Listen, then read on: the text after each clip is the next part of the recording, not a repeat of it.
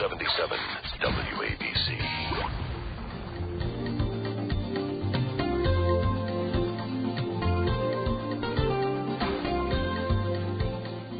Welcome, everybody. It's the Radiosurgery Show with Dr. Gil Lederman, M.D., New York's only Harvard-trained, triple board-certified radiation oncologist who brings you the latest cancer treatment news, interviewing world-renowned cancer experts, delving into special cases, and, of course, answering your questions. I'm Rob Redstone, broadcasting from the WABC studios in the heart of New York City. And now, please welcome Dr. Lederman. Good morning. Good morning, everybody. Nice to be back and with you with new news. Spent the week at the National Cancer Meetings, the largest radiation meetings worldwide. They were held in Atlanta this week, and we have lots of news. I'm here with John. John, good morning. How are you? Good morning, Dr. Lederman. How are you? John is my co-host, and we have Coop and Aaron in the control booth.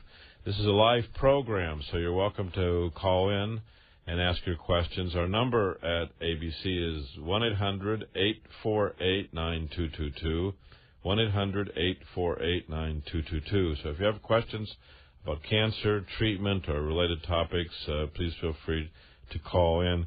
We also have a free booklet and DVD, which we're happy to send to you if you wish, if you request that. So there's lots of news and also some patients that I want to talk about this week. The National Cancer Meeting is called ASTRO. It's a National Society of Therapeutic Radiation Oncology meetings, and there's thousands of doctors. There's actually very few radiation doctors in America. When I trained, there were only 1,000 in all of the United States. Wow. And now there's about 3,000-4,000, so it's still a very exclusive club. Sure. And it's a way for doctors to meet each other, see their old friends, and really get updated with new technology, new equipment, and new data.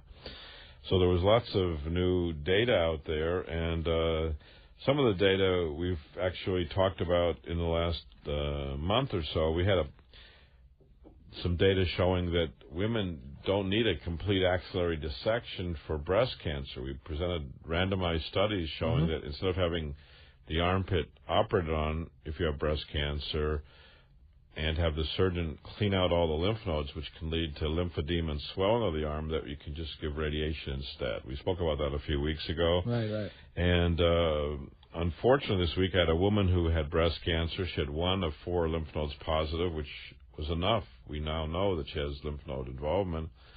And I guess they didn't listen to our program, because then the surgeon went in and reoperated on her and took out more and more lymph nodes, which can lead to complications, can lead to pain, can lead to arm swelling. So this program is actually a great program for presenting people the latest cancer news. That's what we tried to do. So we could have saved her that surgery and the complications had only she or her loved ones or surgeon had listened.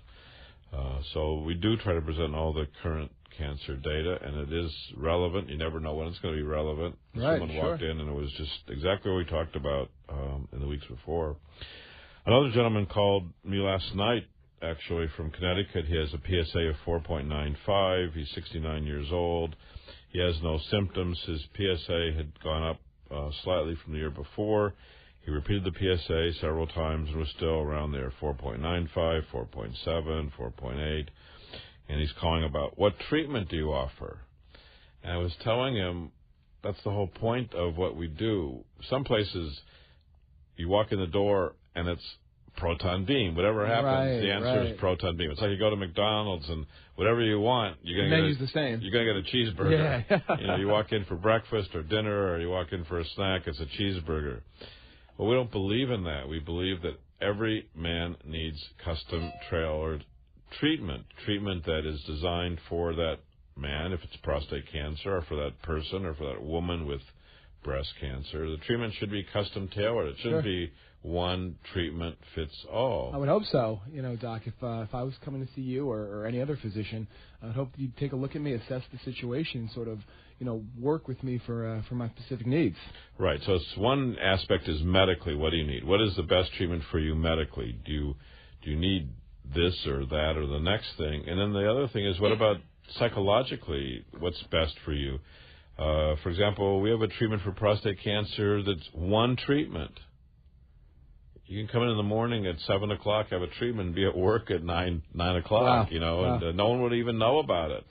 I mean, you'll feel fine and carry on your normal life. So the whole point of custom-tailored treatment is not to give one line on the phone, we do this. No, we do what's best for the patient. Sure. And the patient should have all the options, and the patient should understand the differences. So when I say that we offer custom-tailored treatment, I really mean it. Yeah. And there's a lot of, let's say, sarcastic jokes at the meeting about robotic surgery for prostate cancer. Because robotic surgery, I mean, if you think about Google, they're making that robotic car, and you program the car to go from L.A. to New York, and it drives itself. Yeah. Right? I read about that, sure. Right, so it can park itself, it can stop in Salt Lake City, whatever you want, it can do, right, by itself. So I'm told, yeah. So that's robotic. So there's a lot of sarcastic comments about robotic surgery for prostate cancer because it's not really robotic. So it's a marketing tool, a marketing name, and actually there's like a pair of gloves, and the surgeon puts his hand in the gloves away from the patient. So the patient is sitting on the table asleep, getting his body opened up, and the surgeon is either next door or around the world or someplace else, and his hands are like in a glove. Sure, yeah, almost like they do with NASA training. Okay, so it's remote treatment. Right. It's not really robot therapy, it's remote. Right. And some of the speakers at the meeting said it's really puppet therapy because you've got your hands in a device like a puppet. And obviously you can't feel the nerves, you don't feel the differences because it's all metal. There's knives and lights and bells and whistles. And there was just a report out from the government saying there was high rates of complications on robotic surgeries, and many people don't even know the rates because many of these complications, they're speculating most of the complications are never reported. One young woman had surgery, and she ended up with a perforated rectum and a perforated bowel.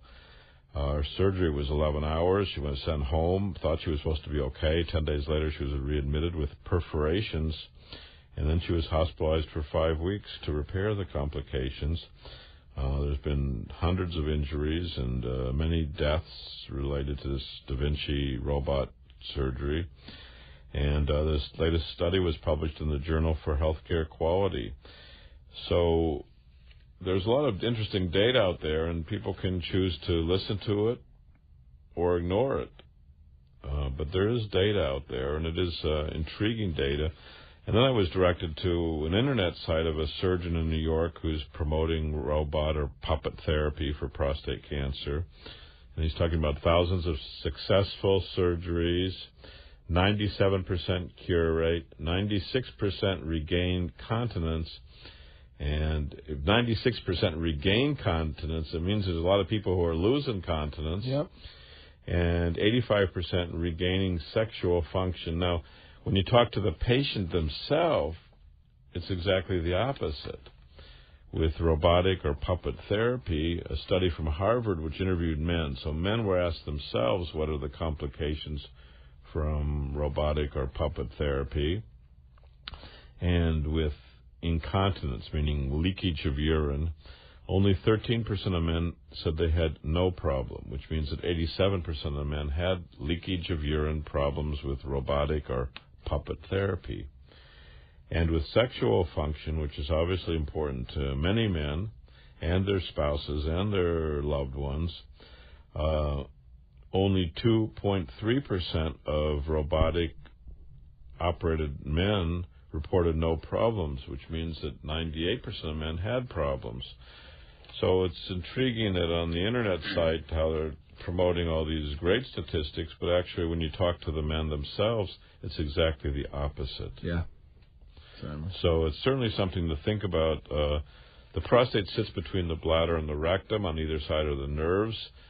Men who choose to have surgery have a big operation. It's like filleting the fish and then putting the fish back together again. And if you look at the best data, for example, for a man with excuse me, for a man with a PSA of 4 to 10. PSA is the blood test. In the best hands, 5-year cancer-free survival is 82%. With us, it's 90%. So we're 10% better, and our work is non-invasive. There's no opening up the patient and filleting the fish. So it's certainly something to talk about. And furthermore, there's studies that showing sometimes the latest machine, the latest gizmo, when it's studied better, is disproven, and yet hundreds of people, thousands of people go through it before those studies come out. And there is no randomized studies with robotic therapy. So it's a lot of hype. A lot of hype, a lot of popularity, a lot of trend. There's a lot of trend. It's one of the most popular treatments because people think the latest gizmo is the best treatment. Right. New is always better. And we had that study in the New England Journal which showed that actually 50% of the time the latest gizmo isn't as good as the prior treatment. So we encourage men to really investigate and look into what kind of treatment they're going to get, what's the real complication rates, and see someone, get a second opinion, get a fresh second opinion, someone unrelated to that surgeon. Go to see someone else. I often say it's like when you go to the dentist and he says you have a cavity, and maybe you have a cavity that needs to be filled. Maybe there's a motivation to fill that cavity or fill that tooth regardless. Yeah. So when I go to the dentist, I say, look, here's $200. Tell me what I have. If it's a cavity, let's fix it for $200. If it's a no cavity, I'd rather give you $200 and have no cavity. Sure. So sometimes there's a conflict of interest in medicine, and we should recognize that and deal with that and try to find the best data and the best treatment for a patient regardless of the situation. Yeah, and just because something's new or hyped doesn't mean it's new and better. So there's a lot of interesting other data out here. I had another man, which I've talked about on the show also, a 50-year-old with esophageal cancer, and he had surgery and treatment at one of the leading hospitals in New York, and the cancer came back. It spread to a rib, which was terribly painful. So he got his treatment with us about 3 months ago and just came back for a PET scan to evaluate the response. And actually, we treated several sites in him that were painful, and all the sites we treated got better. So he just came in yesterday, had the new PET scan. We gave him a copy of the images, which I like to do. I like patients to have a disc with their images and the report. And I tell people it's really important to keep a notebook or keep a file of your particular cancer so that years later you know what's happened to you and know the treatment, and you almost need a diary. Almost like a log, a medical log. You need a medical log, and so people who do that are better informed. They get better care because they've got all the data at their fingertips. So we spend a lot of time with our patients just getting them the data from the last year. You know what's happened to them. We call the pathologist and the surgeons and the medical oncologists to try to get people in their hands the data. Yeah, a lot of studying, if you will. When you leave the radiologists that work with us, you have a disc in your hand. Actually, you usually have several discs in your hand, and you keep those. Or if you go see a second opinion, you can give the disc, this is me. Right. So there's a lot of things. Certainly helpful, yeah. There's a lot of things you can do that make your treatment potentially better. Again, we're live at ABC. Our studio is next to our office in Manhattan. Our office is at 38th and Broadway in Manhattan. We have an independent cancer center. We take most insurances, Medicare, Medicaid, which people always ask. We have a booklet and a DVD that we send out for free if you call us.